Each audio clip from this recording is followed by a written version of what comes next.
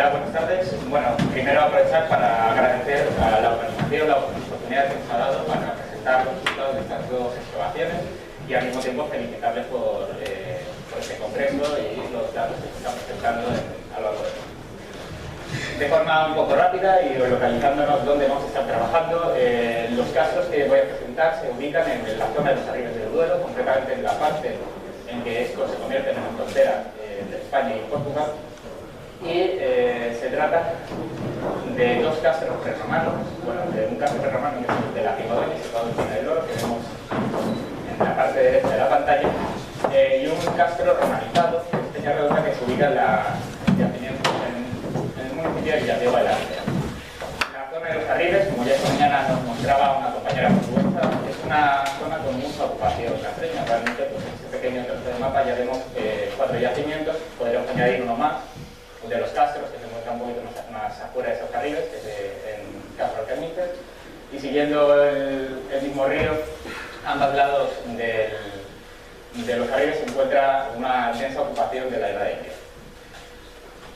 La Cigodeña es, bueno, tengo que decir que la excavación de estos dos yacimientos se ubica dentro de un proyecto, que es el de la investigación de la zona minera de Pina del Oro, que se inicia ya hace bastantes años, y en el cual no voy a incidir mucho, principalmente porque los organizadores han repartido una de las guías arqueológicas que preparamos en este momento, con lo cual pues, os animo a leer la guía y a visitar la zona minera, ya que estoy aquí pues explico un poco la zona.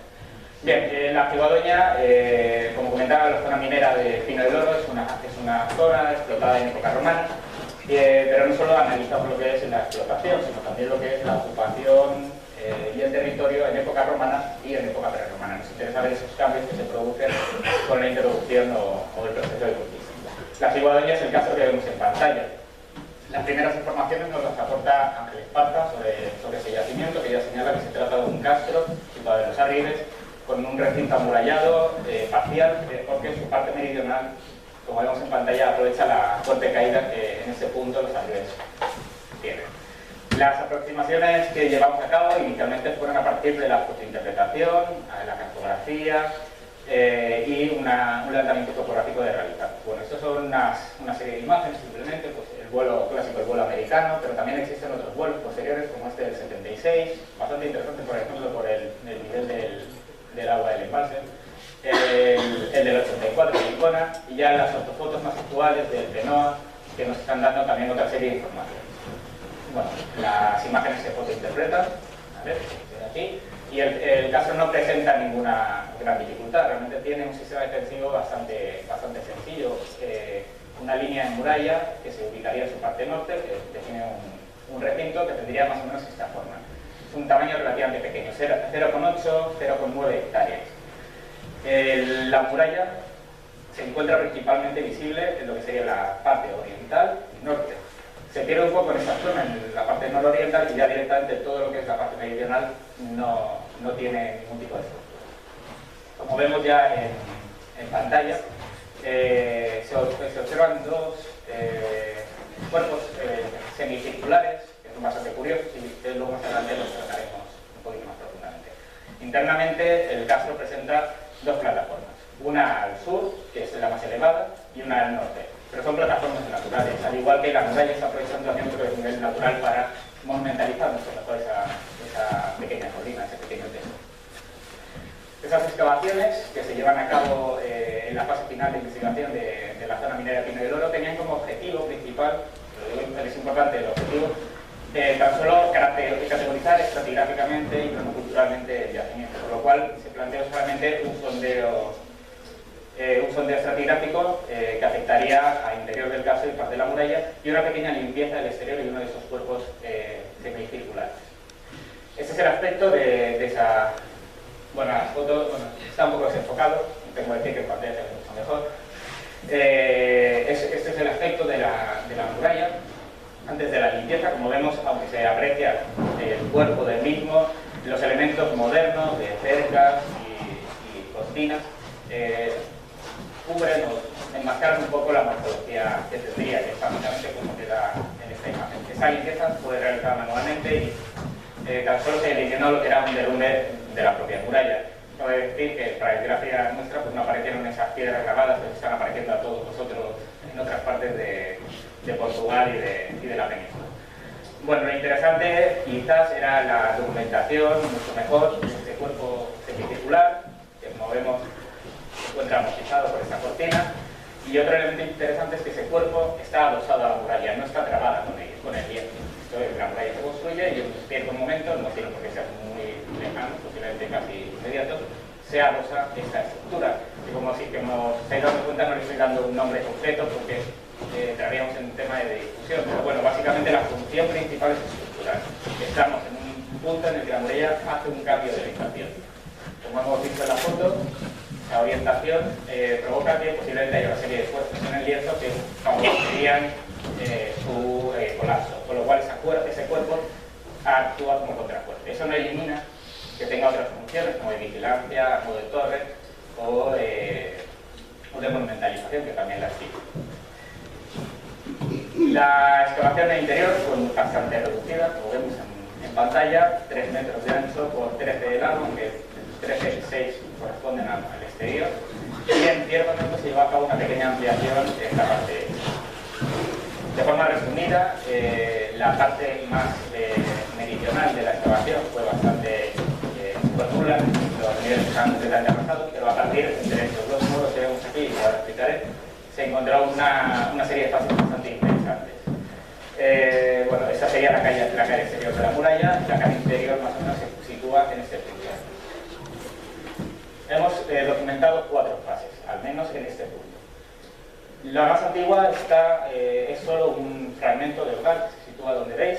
Estratigráficamente tenéis aquí, no sé si se llega a ver por la mesa en la parte inferior, que posiblemente esté asociado a algún tipo de estructura de tipo cabaña o estructura, bueno, de una cabaña de elementos vegetales, principalmente por las que posteriormente aparecen. El tamaño del sondeo en este punto era muy reducido, principalmente porque hubo una intención de respeto de las estructuras ya documentadas, con lo cual la información que aportamos sobre este nivel es bastante escasa, aunque hay que decir que al tema de nivel de material cerámico es uno de los que más riqueza aportó. La segunda fase sería este segundo hogar, pero este sí que tenía 4 agujeros de poste, como los que vemos, lo que nos marcaría una cabaña de tendencia circular, relativamente mal conservada porque está afectada por un muro posterior y el problema del perfil que se ocultaba por las fronteras. Bueno, en la imagen de la excavación, que acabo de marcar, y los hoyos del poste, y aquí un detalle como la tercera fase sería este hogar, junto a lo que vemos aquí, una estructura pequeña de cimentación de pequeñas piedras que marcaría el alzado de otra estructura de cabaña de madera y elementos vegetales, ya que durante el proceso de excavación se documentaron tellas de barro en el que se veía perfectamente la marca de la impronta de esas maderas, de esas pequeñas maderas que se utilizaban para el alzado. De nuevo es una estructura afectada por una fase posterior y bastante dañada en sí. No sabemos realmente si la cabaña 1, que es esta aquí, la azul, y la cabaña 2, que es la de hoyos de poste, son coetáneas o independientes o son relacionadas, principalmente porque el grado de conservación es bastante limitado y no sabemos realmente cuál puede ser esa relación. Pero bueno, para que os hagáis una idea de la diferencia de cota entre ambos hogares es bastante reducida, tan solo son 5 o 10 centímetros, pero tampoco es indicativo ni de una cosa ni de otra. La última, bueno, es una imagen de la cabaña. Hay que decir que la cabaña se veía muy bien, aunque esta foto está un poco trucada porque se ha mojado en la parte exterior de la cabaña para poder verla bien.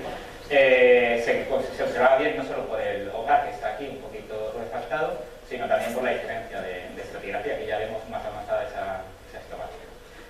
La última fase, y al igual que la primera, una de las más complejas porque la información es relativa, son estos dos muros que vemos aquí. Se tratan de dos muros rectilíneos con orientación este-oeste, realizados en piedra y que se ubican por encima de estas cabañas, amortizando parcialmente parte de las estructuras. Hay que decir que como estos dos muros se meten por debajo de los perfiles, no sabemos cuál es cómo terminarían o cómo sería realmente la planimetría exacta de esta estructura. Ni siquiera tampoco se documentaron, ya está en una fase muy avanzada, niveles de frecuentación de esa estructura, lo cual pues también dificulta su lectura. Quizás una ampliación del sondeo pueda aportar más información, pero sería para un futuro. Hay que decir que este muro de aquí, que vemos aquí, nos aportó varias interpretaciones a lo largo de la excavación. Inicialmente pensábamos que era la cara interna de la muralla. Como vemos, presentaba realmente el derrumbe de la muralla de piedra, que era bastante continuo. Aquí detectó una cara y se pensaba inicialmente que era la cara de la muralla, pero bueno, llegas a los 80 centímetros y te das cuenta que el muro está en el aire, está sobre un nivel de segmentación. Siguiente interpretación, se trata de refuerzo de la muralla, una ampliación en algún momento, pero bueno, enseguida se dio que no se encontraba conectado físicamente con la muralla. Entre la muralla, que es esta estructura aquí, y ese muro existe un relleno con el típico derrumbe de piedras que tampoco representaba conexión. Así que la teoría actual que planteamos es que está relacionado justamente con ese muro de enfrente, porque tiene la misma orientación, pero sin saber realmente cuál es su toque. Lo interesante fue que llevamos a cabo una pequeña serie de dataciones de 3 de las 4 fases. En la fase más antigua, es la que veis en pantalla, nos da una cronología de siglo VI, 544 a 397, siglo VI, siglo V, antes de Cristo, aunque hay un pequeño pico que nos lleva a lo mejor al siglo VII, incluso al VIII, tanto por probabilidad estadística como por las dataciones del resto de material de fases, nos inclinamos más a este siglo VI, V antes de Cristo. La siguiente fase que se dató fue la cabaña 1, con principalmente un siglo IV como principal fecha de calibración, aunque bueno, también un pequeño pico en el siglo III, y la última datación que se obtuvo fue de la cimentación de ese muro, que nos lleva a un siglo III. O sea, estamos realmente ante una pequeña serie de dataciones que cuadran bastante bien, porque cada vez hemos tenido muchas cuestiones, estas cosas ya se sabe cómo funcionan. Un poco así el resumen de los materiales que se han extraído, no he traído más que una serie de selección. Bueno, los de la derecha aquí son, sí, los estoy tapando, son los elementos metálicos, todo en bronce, salvo una pequeña pieza de hierro que está aquí, que un compañero del consejo, Martínez, identificó como una posible punta de daga o de puñal, con bomberos. Y nada, el resto, pues los colgantes mitennes, hay uno, por ejemplo, hay un ejemplo de ellos en la majada, un armosillado y bueno, una cuenta de pasaje. La V10, la que he puesto, es la cabaña 1, la he puesto porque esas piezas me parecen bastante curiosas. Creo que son, no sé exactamente si entrarían dentro de ese peine simple que he leído en algunas ocasiones y que se ha detectado, por ejemplo, en el occidente salmantino, en el texto del Viso de Bamba me parece que también aparece alguno, pero en el resto de Sayago y en Zamora Occidental me parece que no se haya documentado mucho. Realmente también le he leído un poco, pues si alguno de los arqueólogos que han trabajado en esta zona pues había podido ver también piezas de esa tipología. Y bueno, los de la izquierda serían la fase más antigua, como comentaba, era la que más material aporta, también más completo, y que si veis y conocéis un poco la excavación del casi más canal de abajo, bueno, hay piezas que si no son iguales se va un poco. Esta pieza de aquí yo creo que incluso la decoración es idéntica a una de las del siglo adelantado. Pero lo más interesante fue esta partícula de oro. Hay que decir que aunque la foto parece gigantesca, mide 4,5 milímetros. Es un poco trampa, quitar la escala.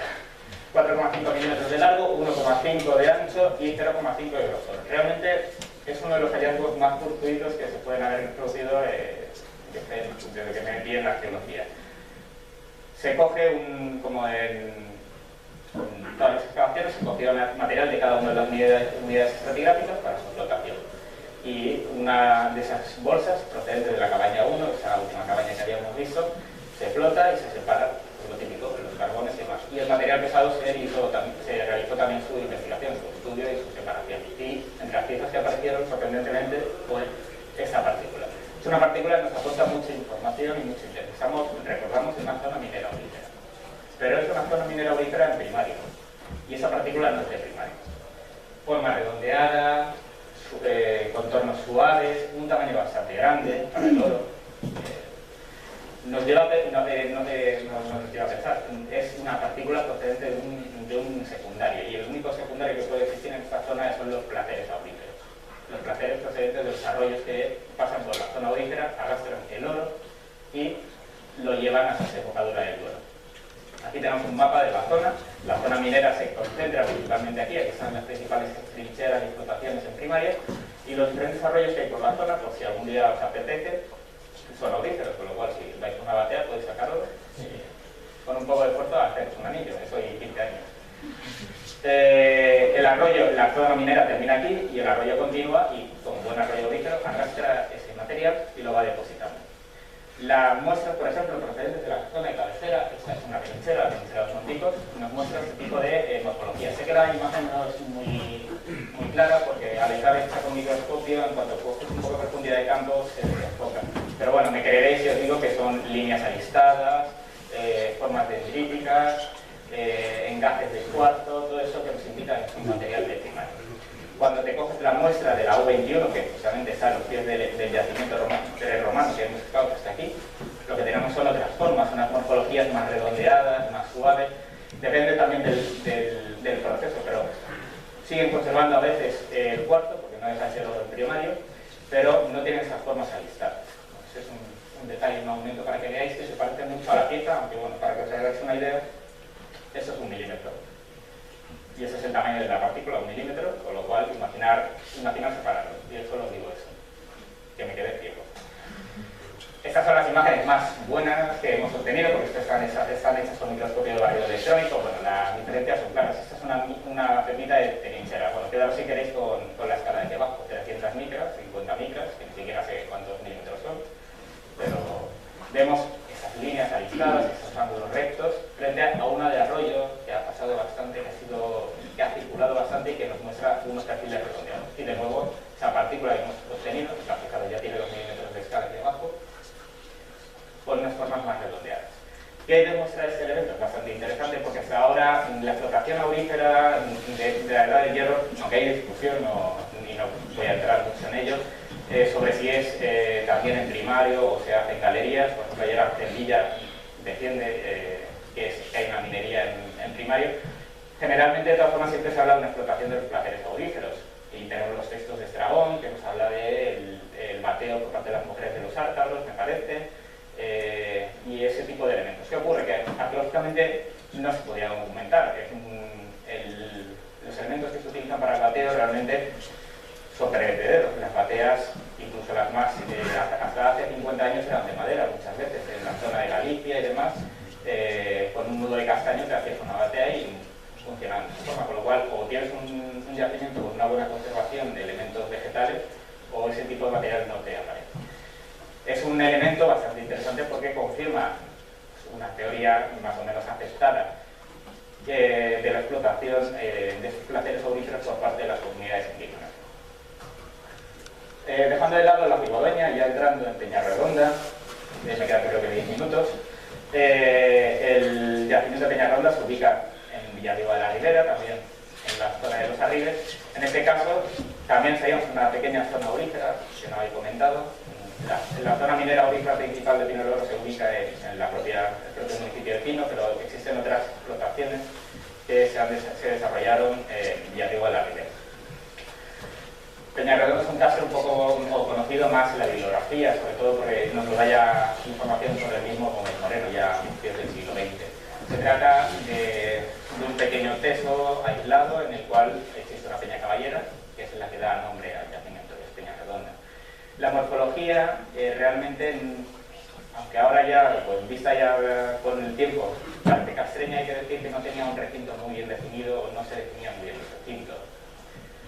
La foto aérea no ayudaba mucho, también hay que decir que la del 56, con ese efecto sombra que nos ponen los del ejército cuando nos dan las fotos de frontera, la estereoscopía se ve fatal. Y bueno, en principio, cuando vas allí te mueves, aunque ves diferencias en cuanto a topografía y diferentes elementos, las estructuras que podrían o no ser murallas son realmente elementos más modernos. Se ve la captura, sobre todo, Incluso los derrumbes se ve que no hay una factura antigua, es muy complejo, era muy complejo ver si existía un recinto o si se podía observar el recinto antiguo. Bien, dicho cómo es un poco el caso, lo que señalo ahora es que volvemos otra vez a una excavación en la que el objetivo principal era también esa adaptación cultural del yacimiento, intentar ver qué fases tiene y aclarar un poco eso, pues, la cronología, el espacio y el tiempo, lo de siempre. Hay que decir que en Peñarronda teníamos un problema, y es que gran parte del castro no podíamos excavarlo. El dueño de las parcelas no nos dio permiso y eso pues, limitaba bastante las áreas a excavar. Llevamos a cabo una serie de sondeos de pequeño tamaño a lo largo de lo que sería esta parte más exterior, en la que la mayoría de los resultados fueron bastante negativos. Tengo que decir, en principio, obras de estratigrafía, muchas veces niveles más alto medievales, más tardo antiguos, que realmente romanos o prerromanos, que era lo que nos interesaba. En otros casos, niveles naturales, aunque con gran material, que era formación, por ejemplo, es una vaguada donde se acumula una gran cantidad de material arrastrado por el agua. Y también excavamos algunas de esas estructuras rupestres o pétreas que existen en Peñarredonda. Esta es una pared, por ejemplo, que se aprovecha como habitación, pero que tampoco nos aportó ningún tipo de dato porque estaba completamente removida, no tenía casi potencia. Aquí tenemos otro caso. Me creeréis si os digo que esto de aquí es un esquinero, otro esquinero, son habitaciones de 4×3, y básicamente lo que tenemos aquí es una serie de estancias que lo que aprovechan es la roca para crear un suelo y alzarla y demás. Pero claro, fijaros que lo único que quitamos es el vertigo, como dirían en Asturias, o el tapiz. Pero sí que un sitio donde los resultados fueron bastante interesantes, que fue este punto. En este punto, en la primera fase de excavación, que simplemente con la limpieza superficial, nos dio ya un nivel de derrumbe bastante prometedor, una línea de muralla, una línea de muro y algún hogar que también aparecía muy superficialmente. La excavación se amplió y se descubrieron una serie de niveles bastante, lo que veis en pantalla, no muy espectaculares, pequeños muros, algunos hogares, una placa de arcilla, un hogar bastante curioso que es de esquisto, muy bonito, mejor conservado generalmente en la parte oriental más que en la occidental, y que nos dan unas tecnologías que se mueven entre un tercero, cuarto, quinto de suelo listo. Pero bueno, conforme abríamos en esta zona, en la parte izquierda de esa misma excavación, se produjo el hallazgo de esa estructura. Hay que decir que cuando se quitaron las primeras, ya la estructura casi aparecía a nivel superficial, y cuando se quitaron esos primeros niveles que se asociarían a las fases más el tercero, cuarto, quinto, de repente hay un cambio drástico en cuanto al material y a las características del lecho. Nos centramos en esta zona, la otra se quedó un poco en stand-by y realmente no continuamos excavando y nos metimos directamente a ver la estructura y sobre todo el nivel de amortización que es. Bueno, se trata de una muralla, ya no adelanto ningún dato, es una muralla con 2 metros conservados mínimo.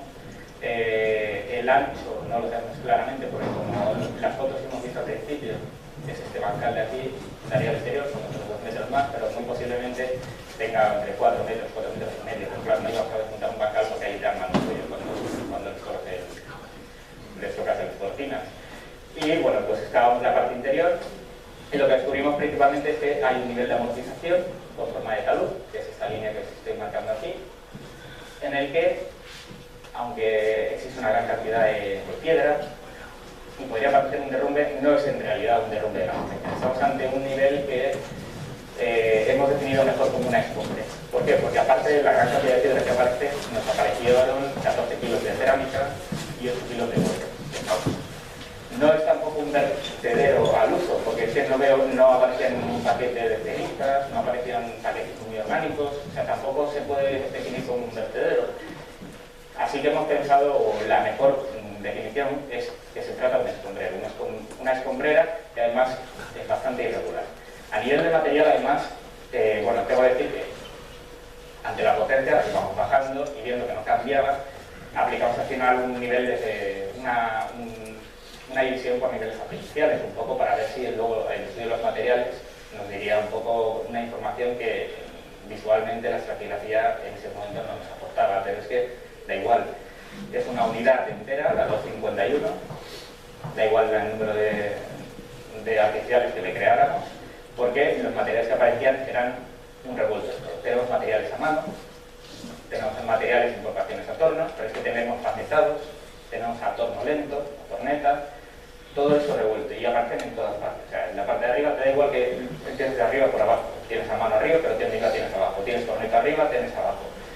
Es un nivel de revuelto. Por eso hablamos de escombrera y por eso hablamos más como un vertido, como si hubieran estado vertiendo contra la muralla todo este material, tapándola, amortizándola. Pero solo al interior, porque supongo que al exterior habría todavía un poco de respeto. Posiblemente mantuviera esa fisonomía de Castro en esta fase.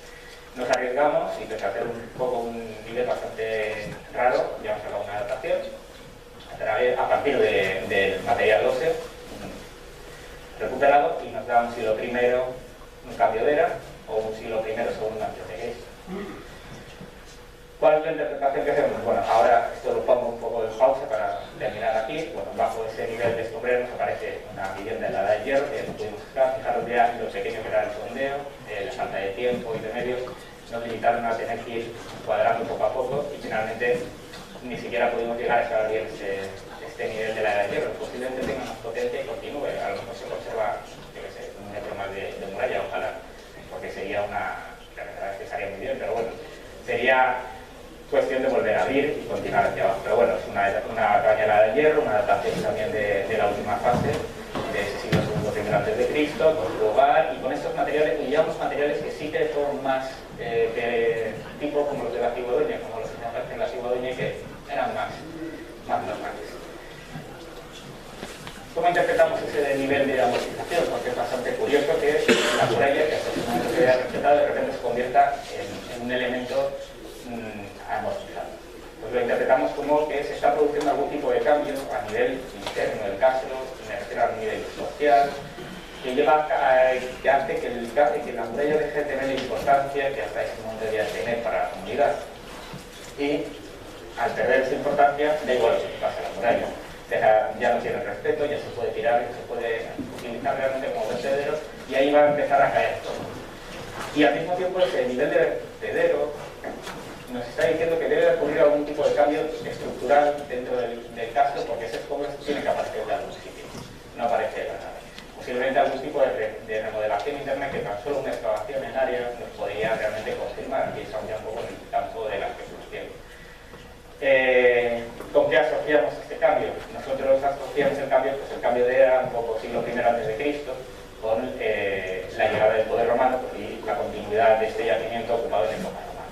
Hay algún tipo de cambio que la comunidad ya no tiene la misma relación con el recinto que hasta ese momento les definía y la expresen, digamos, de una forma muy dramática. Bueno, otro de los elementos, a partir de la excavación y la documentación de esa línea de muralla, aparte de la excavación, se hizo una limpieza superficial, confirmando hasta 40 metros de la muralla. Fue una retrospección de nuevo a partir ya de los nuevos datos y un estudio un poco más concreto en el que ya definíamos ese recinto de un tamaño mucho más concreto, concretamente no llega a 1 hectárea, el tamaño que